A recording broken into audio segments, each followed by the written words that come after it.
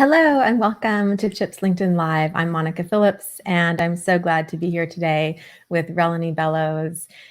We started this LinkedIn Live as a way to showcase some of the amazing work from the ChIPs community to advance women in tech, law, and policy. And we have a really exciting episode for you today. Relani is the founder of Belous Law Corporation, and she's also the founder of the Trademark channel, where she educates consumers on brands and the necessity for protection on intellectual property. Relani, we're so glad to have you here to share with us how you really stepped up and created the change you want to see in the legal industry. Welcome. Thank you, thank you. I'm so happy to be here. Awesome. Well, let's dive right in and tell us about why you started your own firm.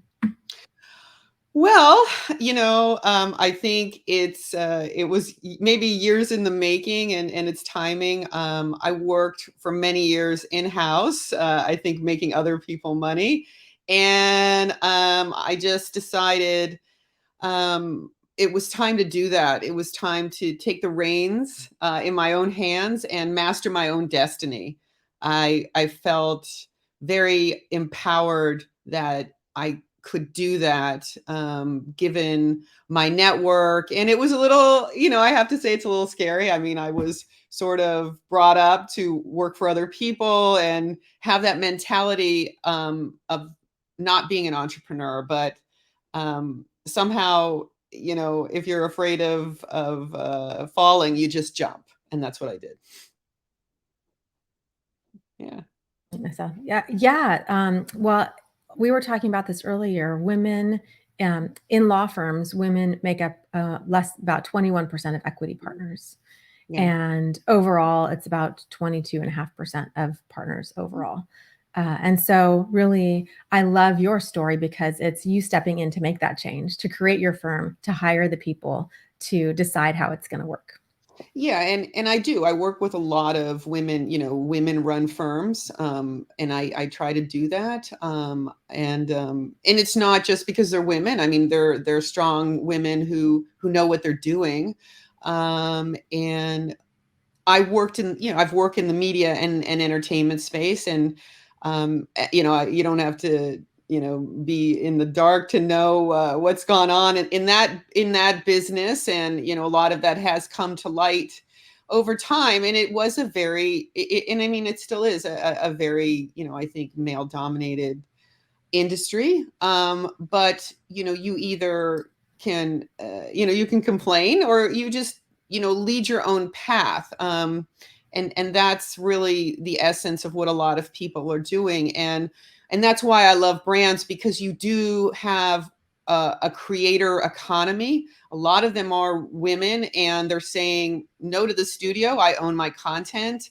I'm developing my own brands, and you have these huge conglomerates coming to influencers to handle their brand. So it's just it's an interesting time in the world overall, how the paradigm has shifted in the sense of just branding in itself, because we all see brands every day, and that's really what your reputation is based on, is a brand, right? And I think that's, at the end of the day, you can know all the corporate stuff and everything like that, but people will remember the Lululemon stock falling after the pants were see-through kind of thing, right? I mean, that's just what happens. Right. Totally. Tell us more about the work you do and how you are of service to clients as a lawyer. Well, first of all, as a lawyer, I think people look at service and they think sometimes that, service means wearing a paper hat or a name tag, or, and I believe I know things that my clients don't. And my clients know things that I don't. And you can't be of service to somebody if you talk down to them. You can't do that. And what I do is I work with a lot of entrepreneurs in the media and entertainment space, so film production, in the independent realm, dealing with that, and I compare that to if you've seen the shows where people get in the car and they're chasing tornadoes and everybody else is going the other way. My clients are going towards the tornadoes. I work with entrepreneurs who are doing whether it's a startup or in media or technology. We're seeing some more people getting involved in Web3, metaverse, and the IP issues there. So advising on that. And just, it used to be a bad word, but I'm also, because I was in-house and as a general counsel, I'm a generalist too. I can look at different documents, and if there's a signature line, I can probably figure out what it says above the signature line, or whether or not you should sign it in the first place. So. You have worked in a lot of industries that are male dominated. What are you seeing change for women, and what are you doing to make that change? Well, one is I started my firm, and I think that what I'm seeing is, I do see a lot of women-based firms, and I use them in that sense. Also, as far as change goes, change is slow. I mean, I still see, you see it, but it's maybe, it's subtle. You don't know what I don't have ESP, but I do feel, I do still feel that sometimes, if there's another person on the other side who's a senior lawyer at a firm who's male, I do feel sometimes that, someone's trying to school me or learn me, or those kinds of things. But, you can't live your life, as a weak victim.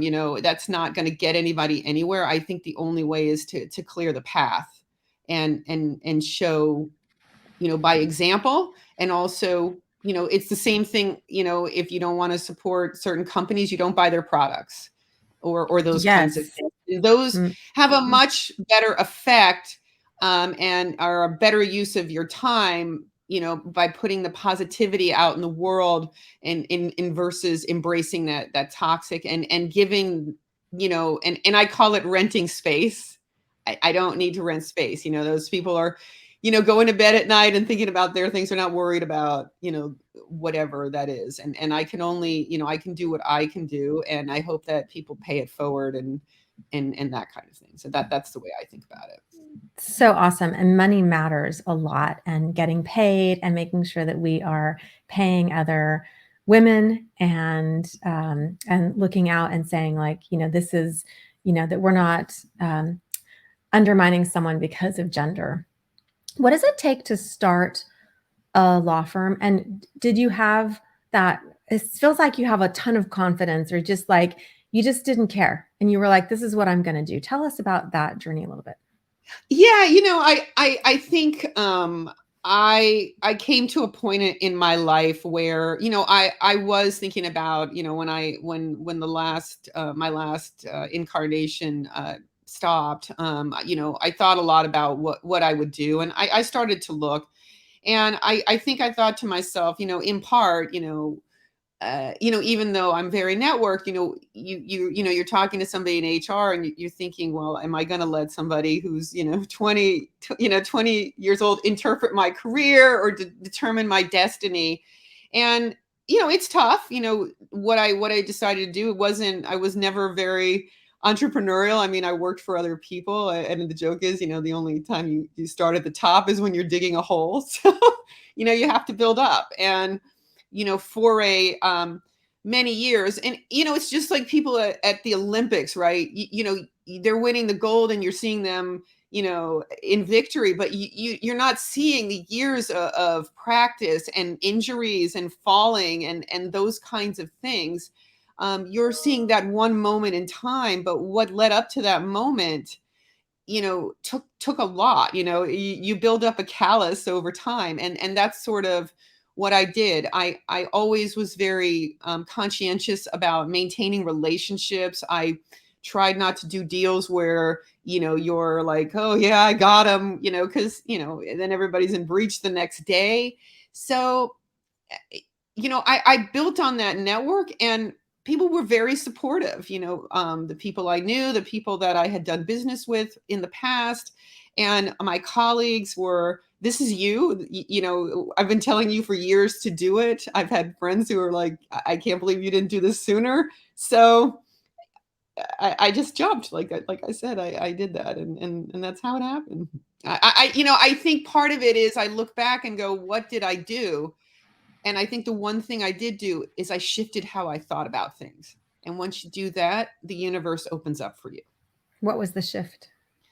I think, you know, you can do this, you know, and you know, and if you don't, you know, where are you going to be, right? You know, you got to say, I can do this, and that was really it. You know, I don't need the validation from a corporate entity to do that. You know, all it matters is that I believe in me. Mm-hmm. And you know, because I'm the one that has to wake up and look at myself in the mirror every day, right? So that's kind of it, I right? really like that. And I think it's so important. What is there something specific that you did to help empower yourself to have that mindset that other women, specifically in these industries that are so male dominated, could really integrate into the way that they show up for themselves? Well, I think in part that's what drove it. You know, I think because again, there were some limitations. And I think that in part drove it. I think you have to decide what you want. A lot of people, they do get to where they want to be, and the money is there, but you know, they're not happy. You know, they stay at jobs because they're making, you know, a good chunk of change, but they're not happy. And I think the generation coming up isn't, you know, doesn't have that, you know, that mentality from, you know, decades and decades ago, like, oh, I'm going to get this gold watch. I mean, I think if it's not right, you have a younger generation who's also, you know, speaking out. And I think now it's more, you know, I think even when I was years and years ago, if you were going to make a big deal about something, you probably weren't going to work. Um, you know, you know, in that industry, it's a very small industry, and you know, even people who are known, you know, who aren't lawyers, who are celebrities. I mean, it's definitely, and you saw that. You just kind of have to go along with the flow, and when we go along with the flow, you know, we see what happens in the world too, you know, in wars and in things like that too. I mean, it's just not, it depends what's for you, you know. I mean, this, what I've done is for me, you know. I can't preach and say everyone should jump out and start their own firm. I mean, it was something I thought about, and I think it's a business, you know. You still gotta hustle. You still, you know, I think people think, you know, when you have your own practice, you're just sitting around and it's, you know, you're not doing anything. Oh, you're Not if not you want to get paid or be successful. yeah, I mean, you know, Right. you gotta go Yeah. out and, you know, it's like, you know, shaking hands, kissing babies, you know. I mean, it's the same thing, right? Because Do you what are actually kiss babies? no, Not no. since COVID. I'm kidding. Yeah, okay, we'll go with that. Um, you know, I think it's a challenge because you know, this is what I have in inventory. It's me, right? This is what you're buying. You know, I think that wherever you go, you're getting that lawyer. I mean, just because I'm not on a website with 5,000 other people, that doesn't mean that I'm not as capable. But you know, that's what, you know, and that's about brands, right? What are you getting, and how do you talk to your clients? Because I can I'm in a position where I can pick and choose who I work with and not work with toxic people, and my clients, you know, it's interesting. For years and years, I mean, like, they all say I appreciate you, which, you know, I didn't really, you know, I never really heard that when I, Mhm. I didn't really hear that in the house as much, you know. I mean, sometimes, Mhm. not, you know, Yeah. not to the extent that I hear it now. Yeah, And tell us more about some of those differences. Oh, go ahead. yeah, I mean, they motivate me, you know. They're working all the time, which means I'm working all the time. You know, I'm not a doctor, but I'm on call. You know, especially with film, they're filming all hours and all days. But it is a different. You know, I think the main difference, I've thought about this, is when I did work in-house, you'd wake up and you'd look at you'd think before you even turn on the computer, oh, what's waiting for me today? And now I wake up and I'm like, oh, what's waiting for me today? What's going on? I think that's really, it's that subtle difference. That's a lot of mindset too. I find that even just waking up in the morning and having gratitude for the day, right, is that opportunity to say, like, I love my clients, I love the work I'm doing. You offer tremendous value, especially on the Trademark channel. Tell us more about how that got started, what you're doing. Yeah, thanks. The Trademark channel really was, again, I think I love brands, and my closet would agree. And what I saw with people is, in clients and just in general, people didn't really know the difference between a copyright and a trademark. They understand it, the same way I think people watch Law and Order and think, okay, well, I got an idea of criminal law. But I wanted a venue to speak about brands, about why brands are important, and also, make it bite-sized so the consumer can see it. I mean, it's really for everyone, but understand, here's what these cases are, here's what you should avoid, and make it bite-sized versus, a dissertation, like a lot of law interpretations, and just make it user-friendly, sort of like, very, very short, very to the point. And also, now we're looking to expand that, and my partner and I are looking to, maybe turn some of this into a series with some of the creators who are doing their own, forging their own path, and they are not only the brand, but they are creating brands and are basically the foundation of what is the creator economy. And they have followers, and it's something that definitely makes sense to integrate, what I do with what they do and how they can protect themselves, because they have their own IP and they've created their own, sort of world of their own of content and value, and you have people who respect what they say, and will, if somebody says, you should try this product, or, I do this, and they, they have followers. So that's definitely something that ties into what I do as well. I'd love to hear a little bit about some of the hot topics in IP right now. The big one is obviously the metaverse, and there's so many trademark filings going on. You have people filing like 10 at once, for different things in Web3. That's definitely a big one. There's some interesting cases that are going on with that. And just a lot of the consolidation of the industry continual, right? I think it becomes much more difficult than it was, maybe a decade or two ago, for an independent producer to, get financing, or to find an outlet for their content. There's just a shrinking of that, as things get more consolidated. But I do believe that, creativity will always be at the forefront of where things are. And other things with crypto, and the sort of adjustment there.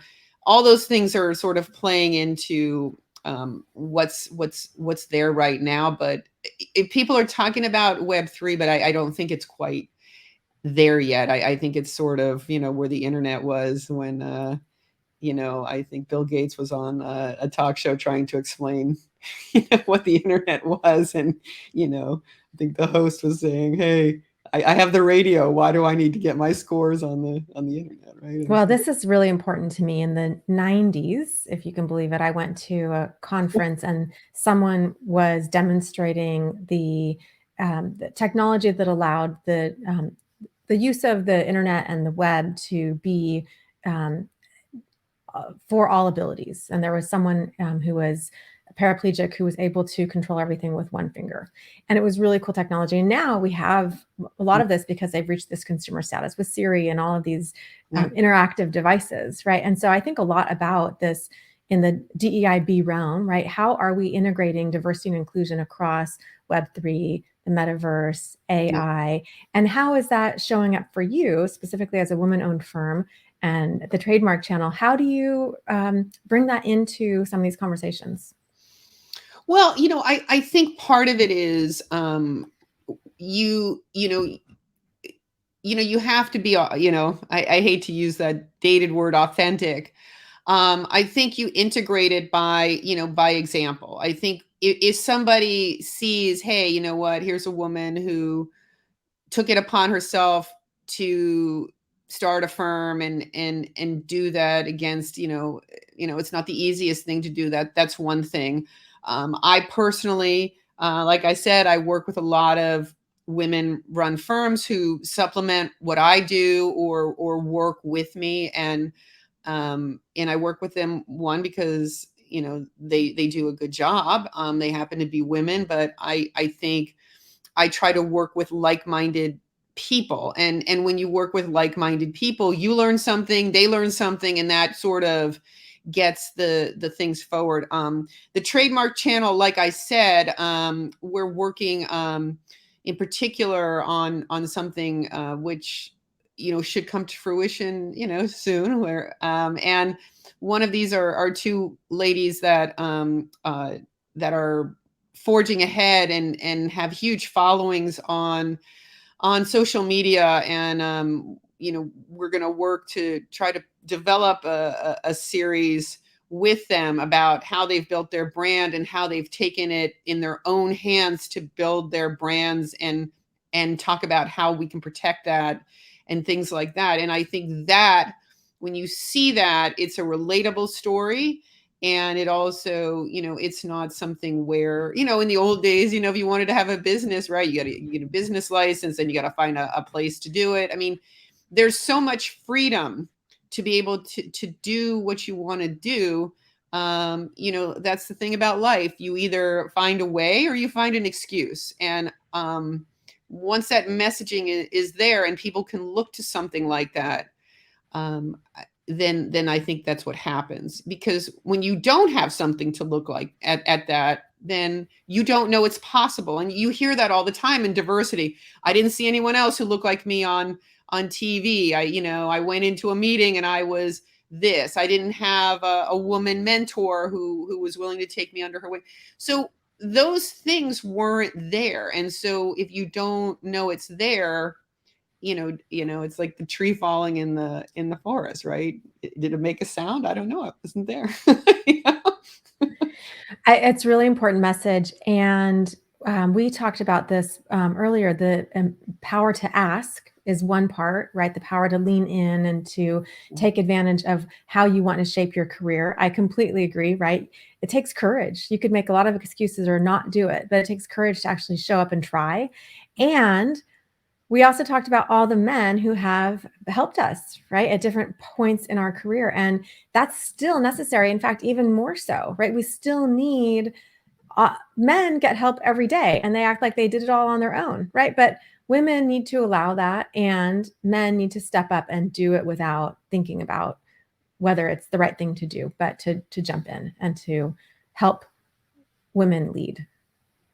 Yeah, I agree, right? I mean, this isn't about a finger pointing exercise. I think, if somebody's helping you, whoever that is, this isn't about, oh, well, this, that kind of thing. I mean, we all should be helping each other. And I think if you're always thinking, what's in it for me, you know, that's a problem. I mean, an example was I had recently met a friend of mine, and she was losing her job, and I had met somebody else at a company, and they were looking, and I had just met him actually. I didn't even know him that well. It was a networking thing, and I put the two of them in touch, and lo and behold, she's an executive at that institution now, and it just worked out. And I just, and I every time I think about it, I feel good. I think that's that's something that you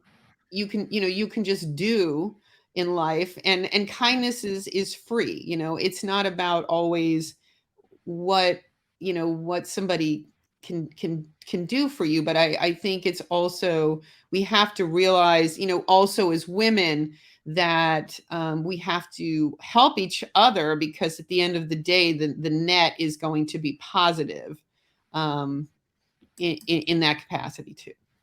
Well, great point, which leads me to my next question, which is, what do you want to see more of for women in intellectual property?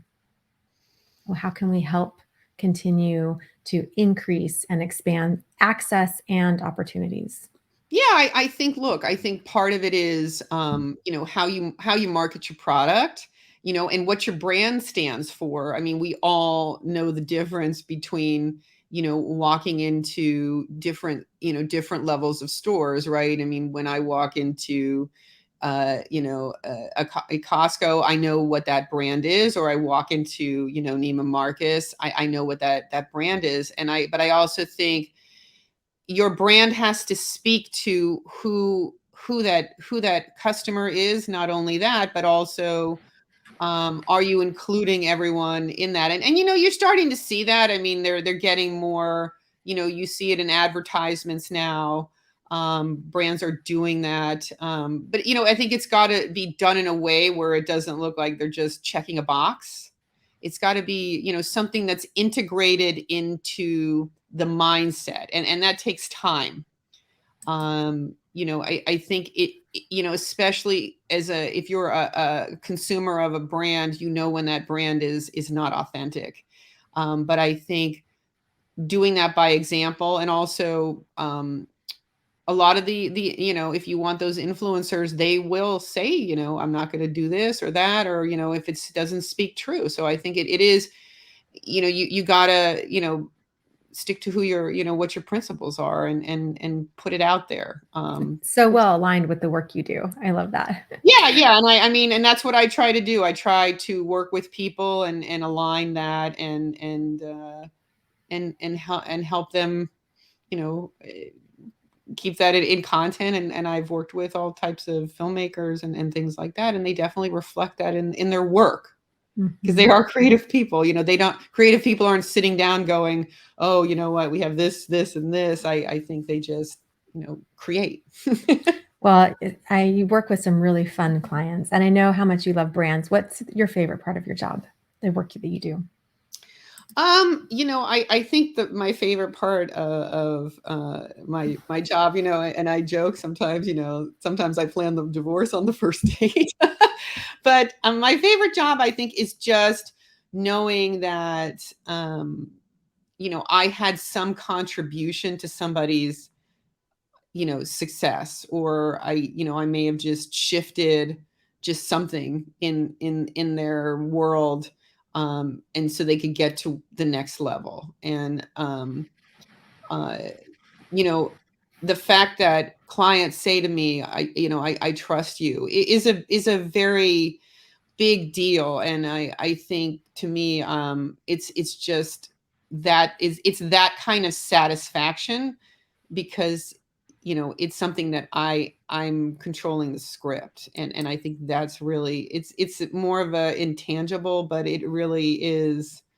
I know what they do, and I care about what they do. And so I think having that, and being able to be, someone entrusting me to that, is, I don't know how to explain it. I mean, it's just more than I, thought I would have in life. So it's That's very. fantastic. Right, I can tell that you really empower your clients and give them this platform to succeed.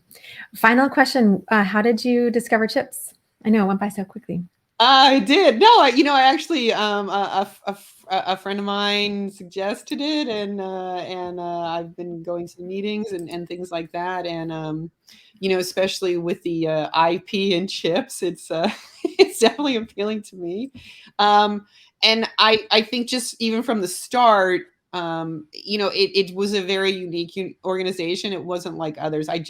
It just felt like, going to somebody's house and sitting down and just hanging out with friends. So I really value what's going on, and I hope to be I hope to be with you guys in San Francisco. And Yes, me too. It's going to be fantastic. Our Global Summit and our Next Gen Summit are coming up October 26th, 7th, and 8th in San Francisco.